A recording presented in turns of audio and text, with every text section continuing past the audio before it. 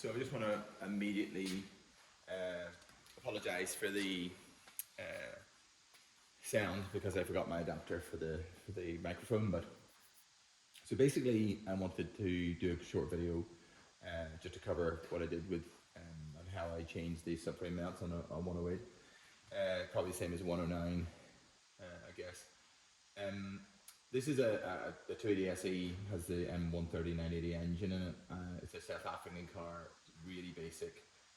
We removed the air conditioning previously, so access is probably at the best you could ever have in one of these cars. It's definitely going to be more difficult in a V8 car. It's definitely going to be more difficult in a car that has a lot of extras and options, as in air conditioning and so on. So the one thing about this car is I thought actually the battery tray would be a bolt-in, but it's not. It's actually welded in, and I'm pretty sure in most other cars it's actually bolted in, and that would be a little bit extra help just for getting down to below there. It's a right-hand drive car, of course, so it's maybe different than obviously the left-hand drive cars. But the 300 SEL, we have a 6.3 and a 4.5 108 here, so, and they're all very different.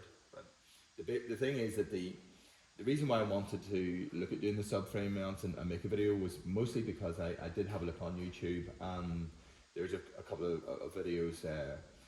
Mercedes Maintenance, the guy from Australia, I think. He's a lovely man, but he has plenty of time and does everything very thoroughly and removes everything. And I really wanted to see if there was a way of doing this without getting so into it, and just actually find a way of quickly removing and changing the subframe bushings, which, to be honest, is a lot of 108s, 109s running around with these bushings gone. And I think it's because of the fear of actually changing them, which I think we've all had. And I just really wanted to put that to bed and just sort of see, should we be so scared of this, and how difficult it is to do it. What I will say is that it's although the actual mechanics of doing this are actually relatively simple, and it's definitely a good DIY mechanicer can do it. I would highly recommend. I mean, it's more because of the consequences of what can go wrong is really the problem, as opposed to the actual work if it's done right. I would say that even I have a fully fitted workshop and I'm working by myself, so it makes it a bit easier. But even at that, I wish I had someone when I was doing it to be here with a watchful eye, operating a jack and just watching to see what is if anything's touching anything. My recommendation would be to have at least one friend, if not two, one to just be watching what's going on, and if anything's touching continuously underneath and around the engine compartment, and also another friend who can operate the jacks, because you sometimes do have to operate maybe two jacks at once. It's a slow process. It's all to do with, as ever, preparation. What I will say is that I have now done these engines. I did them yesterday, so I'm speaking from a point of view of I've done the job now, and sort of reflecting on. I couldn't actually make the video properly yesterday because there was so much heavy rain hitting the workshop that I couldn't even hear myself think. But I reflected a bit on it, and have some recommendations to anybody who's going to take this on, and here it is. So basically, I recommend that running up to doing this job, that as ever you wire brush every nut and bolt that you can see that you are going to be removing or taking off, and that you hit it with some anti-rust, WD-40 style or whatever you use, and just keep doing that for at least the day before, or maybe even better, a few days before. The parts will be the parts I tell you that need to be taken off. In this car, most everything came off fairly easy. One or two little nuts and bolts were a bit awkward, but I'll go over that. The main one, funny enough, which seemed to be the most simple one, was on the top of the shock absorber. You have two nuts. I'll just get the other one here.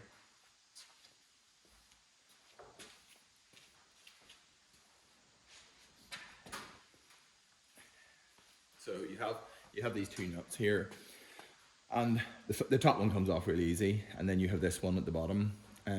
This seems really silly, but I just want to point it out because in case it's anybody doing this for the first time, and I'm sure there's mechanics there that are a hell of a lot better than I am and are having a laugh right now. But I will say that when you're trying to take this one off, obviously there's a corrosion between the two nuts, and it actually gets really, really tight. I just recommend that you take your time and spray a lot of, because once this comes off, it opens up this edge, and then you can wire brush it vigorously, and then put some release oil on it or spray on it, and then just by holding this, but this will come off, I mean usually a vice grip or whatever, but it's very small, and just sort of try to do a bit of this.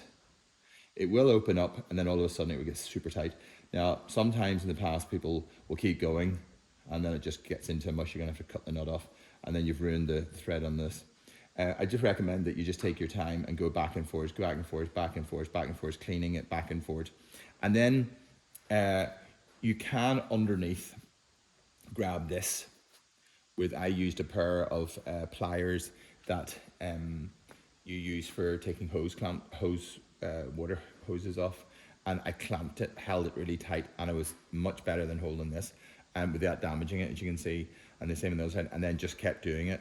But this is actually, out of all the nuts and bolts, was actually the most difficult thing to get off without destroying anything. Now, my shocks were good. If you're going to change the shocks, I guess you don't have to be so careful, but you still get to a point where you get so stuck that you're gonna have to get in there with an angle grinder or a nut splitter, which is probably the way to go, and it just turns in a very messy job with doing this. If you just take a few minutes, it's just something I recommend. So you're going to be taking before you do this, on the days running up to it, I think the best thing to do is give it an eye over, check the bushings as example, the sway bar upright bushings, or all the bushings that are in the suspension. Check your track rod ends, see if there's any splits in the boots, and just, you know, so that you can have the parts ready, because when you're doing this job, even though I wanted to see if I could do it in a simple manner, I could not do the things that needed to be changed, and they're really cheap, or relatively really cheap, when you buy them from, I've been buying, you know, sort of Savvy Bilstein stuff for some of these cars, and we have a small sponsorship last year who we were able to order their stuff, and so far for the other cars that we're racing have been really pretty good, and we've had good service from them. So you're going to be removing the front anti-sway bar, which is, I'll show you now, but so those bushings you want to check, the upright bushings you want to check, the track rod ends you want to check. There's a bar, that transverse bar that runs across the back of the subframe onto the chassis. You're going to check that, and then of course the main thing right now is going to be your engine mounts. So before you start into this job, you could very easily just get a jack like I've done. I'll show you now.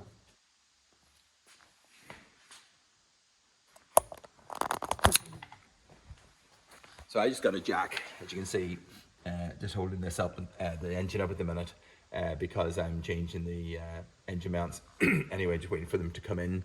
So what I'd recommend is just carefully put a piece of wood like this, obviously a nice bit of foam, anything you can do to protect the sump, quite obviously, and just start jacking it up a little bit, just very little, just enough to raise the engine off the subframe a bit. You don't want to be jacking this hard, by the way. I mean, I'm talking maybe 10 mil, 50 mil. And basically you're doing that to check your engine mounts. You might even be able to eyeball it and see that they're gone, but here's one that's sort of still in one piece. We can see how badly cracked it is. I mean, it's just about to go. And this is what they look like, obviously, when they come apart.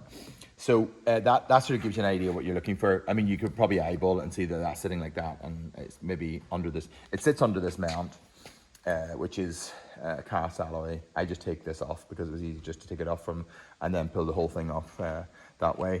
Just take this off, and it just give me more access to the top of this. That was on the driver's side, being a right-hand drive car, and it might be a way to go for other people. I'm not sure.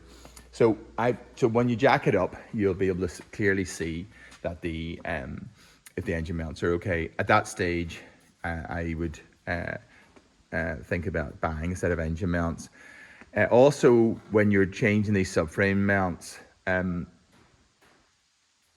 you do put a bit of stress on the engine mounts, and I'm pretty sure that although that one of mine was already no good, I'm sure it failed completely because of being what we're doing here, which is sort of trying to hold the engine and move bits and pieces. So I highly recommend. I mean, the engine mounts I bought from Febby or whatever. I can't find original ones for this car at the minute, but I think they cost about 35, 40 quid each. So, you know, if the budget allows it, I would sort of go ahead and have them anyway. The track rod ends are about a tenner, 12 quid. The track rod with the two ends on it is about 30 quid. You get two of those. Those are the things that I would probably buy.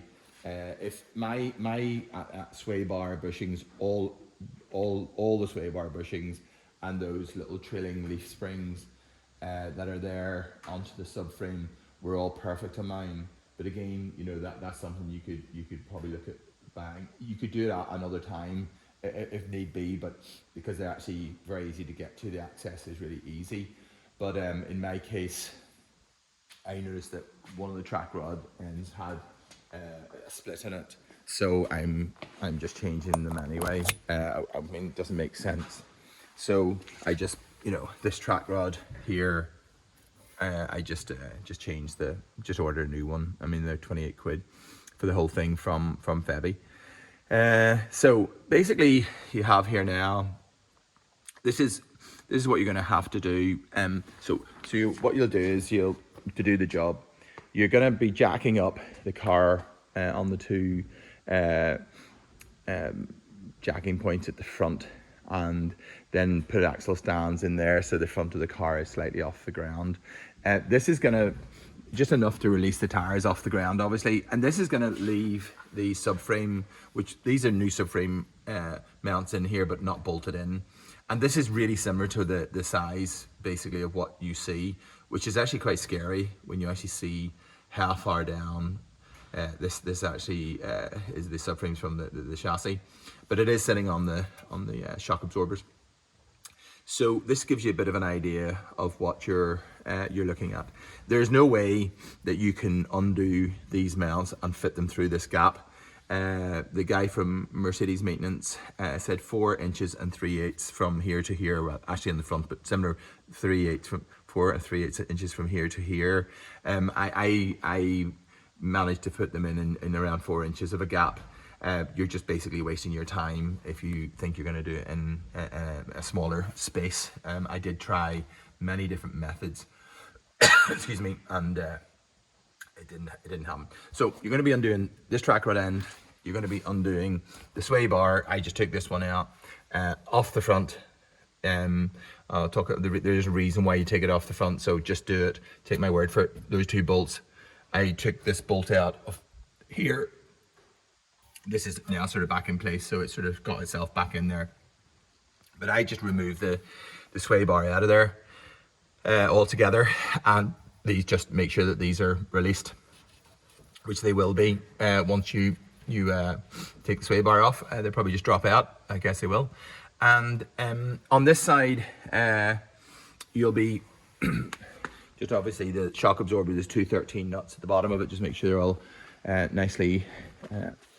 Have a coffee, nicely wire brushed and ready to take off. Everything seems to come off pretty easy. This is one other thing I'll say to you, is that I really wish I had MOT washed this car before I did this. Probably one of the dirtiest jobs I've ever done in my life. I went home last night and I was literally full of oil, black top to bottom. It was a really mucky job, so I just wish that I had given this a real power wash, but anyway, it is what it is. So you'll be removing, you can sort of see here, remove this one. There's a split in that obviously has to be changed. It's a left-handed thread in this one. And then this, on this side, which is different than the other side, you have this transverse sort of arm let me see what we're going to call it, control arm. It's not control arm, but let's call it that for now, which actually bolts from the chassis here, which the steering damper's on also. I don't see any reason why you need to disconnect the steering damper, but I think you're okay on that. The only reason why you might do that is to find some clearance under the engine, but I think you're probably okay. But this one, yes, just undo this one anyway. And again, you can check the bushing. It's a hard bushing there, but anyway, that does need to be disconnected. So that's basically it. Here you can sort of see it without the shock. As I say, I'm just waiting on engine mounts arriving, so it's just easier for me to leave everything off. And then you're in a situation where you need to start getting ready to lower the subframe. And I will say that this is when you need other people to help you, watching what you're doing and being careful. These 4 nuts that hold the bushing, the mountain, and the big one down the center, they can all go. Like, you can take them out because they're actually not doing anything. I took them out with the 13mm ones. They just loosen everything by hand, and the other one I actually just hit it with the impact gun. And this one I was able to get to. It was a bit more awkward, as you can see, with the fuel injection system, but anyway, it was all pretty much okay with a few bits and pieces.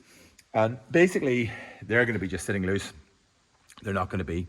You might even be able to get bits and pieces taken out at this stage, but I would leave it.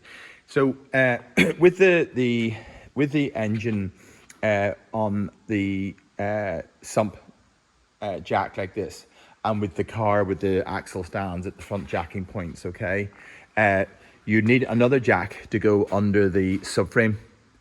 And then what I would do is hit the bolt, take the bolt out. This is what I'm telling you to do. You don't have to do this because you can bring the engine down with the subframe, but I just don't see why you wouldn't do this because it holds the engine in place exactly where it's meant to be. And you have now, you just watch everything, but I don't see any reason why you wouldn't hold the engine up in its place. Certainly I didn't do that, and I let it come down, but it eventually sat, and I didn't take the sway bar out. So this pulley from the power steering actually sat on, not only on the sway bar, it actually sat on a hose on the sway bar, which it didn't damage anything, but it's a lesson learned. So what I would do is I would pull the top bolt out of the mount with a gun and have the engine sit where it wants to be.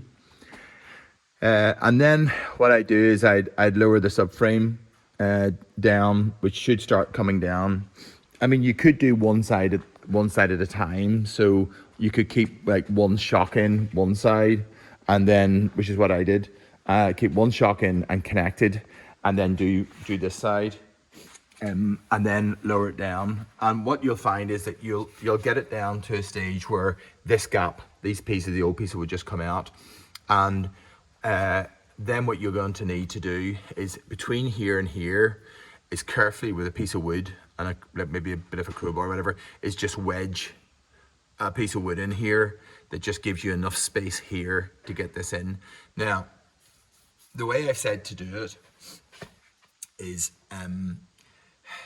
it gives you enough space to, obviously the old piece come out, but to get the top of this subframe mount, this bit here, I'll show you here, is square, and it just fits in and no more. I mean, you got to sort of play around with it, but it does get in. I put it in the back here, so it just got in and no more.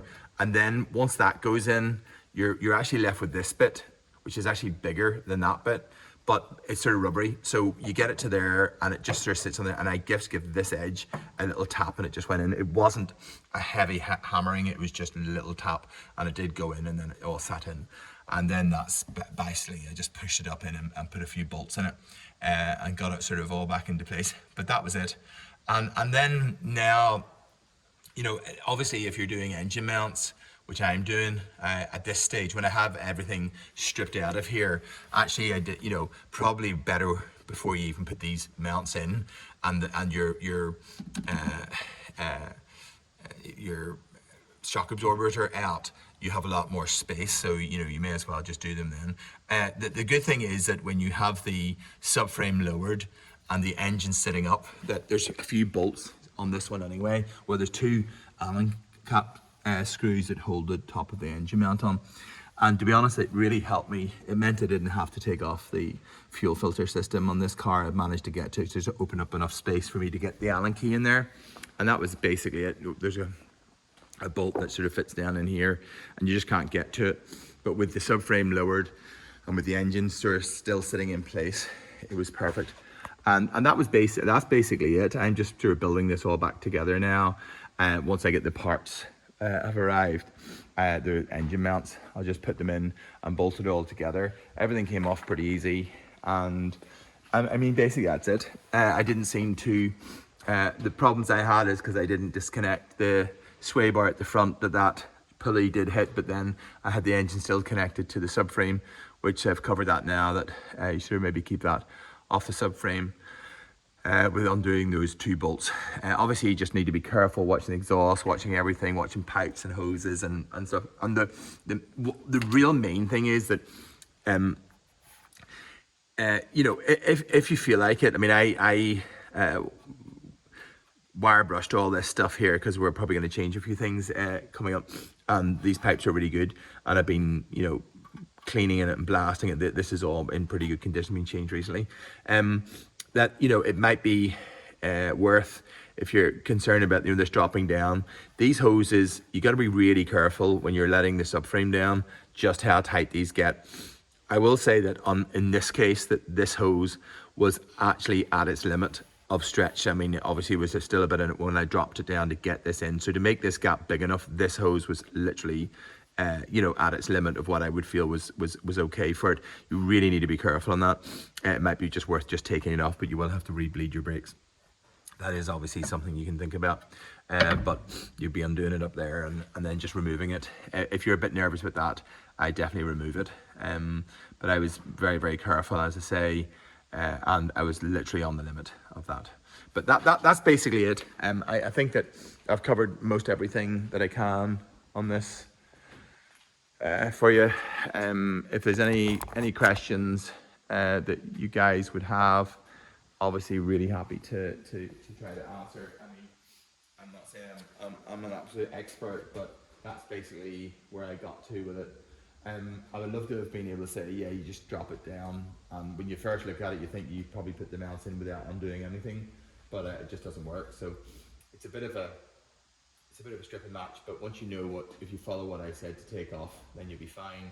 And the safety with the jacks and having extra people, and not too many people, but a couple of people that sort of have an idea what's going on, really, really important for the safety of this. I would, I mean, removing the radiator, you know, I got to remove the radiator, put new water pump housing in, and I was going to do it, but I just didn't want to take off all the oil lines and the transmission lines, so I didn't. But if the engine for some reason was let down, obviously it's going to get super close to the fan into the radiator, so you might want to be thinking about that. You could take the radiator out, and again, you know, it's up to you just how safe you want to be. I had to remove like bits and pieces just to get. I got the top of the engine mounts, the little Allen keys. There's only two of them in each, and I got like down through these areas with some of them. Saying that, from the wheel arch, from down by the wheel, it was actually really easy to get with a normal Allen key, and they don't seem to be that tight. I mean, it seems to be two very small Allen keys actually holding the engine. But anyway, I'm sure Mercedes have had that well sorted, and even in the 6.3 I have over there, it's the same. It's a very similar sort of setup, so obviously it does the job. But I hope that's been a little bit of help to you. I'm sorry for the video, it's probably really shit, but if there's any way I can help, I'm probably not very good at explaining these things. I'm always being told I'm not very good at explaining things, but I'll try my best, and hopefully if there's any questions, I'd be really happy to help anybody in coming up to do this job.